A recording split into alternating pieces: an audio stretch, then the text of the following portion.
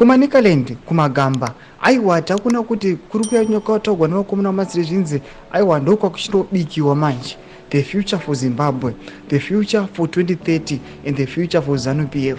Pane rally aiwa vakomana iriko muzana nhasi iri kuitiwa aiwa kumagamba kumanikaland kuri kuonekwa kunzi kumutasa district vakomana panapa vakuchizononyasa kudecida kuti bato rezanu PF rochifamba sei. Sana bina mashiko amuda nyongo panapa nobva subscribe like turn the bell. Pane this poster makambona tikambobuditsa aiwa mazuva apfuura this event yamuri kuona this rally yezanu PF iri kumanikaland. Panapa vanozouya vakomana vekozwa vamozova neintelligence system yavo vanonyora chiti the Manikaland Youth Interface rally today at Magamba Vocational Training Center marks the beginning of President EDC scheme to change the constitutional law that forbids him to stay in power beyond 2028.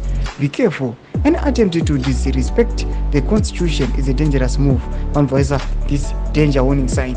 Vakomana vekozwa ava vamozori mazano vakajamuka mena kuti vanombotemba nei kana kuti inombori comprised nanani kozwa yacho intelligence unit yavari kuya vachiexposa panapa zviitiko zviitika muthe ruling party vachiti aiwa this rally iri kumaka the first step towards the future for Zanu PF. Vachiti aiwa ndo pachabikwa pachadecide kuti vakomana toamenda the constitution here kana kuti toita sei. Mashoko ari kubuda nhasi vachiti aiwa tichazonyasa kuunzwa kuti zvichange zvakafamba sei zvavari kuenda vachinoungana tidzo kuti the ruling party zvari kunosangana ikoko kumanikaland vachanobuda neyambiro kana kuti nemadecisions akaita sei. Tudze mafunguro enyu muri kudii pamusoro pechitiko ichi pinako mesection yedu.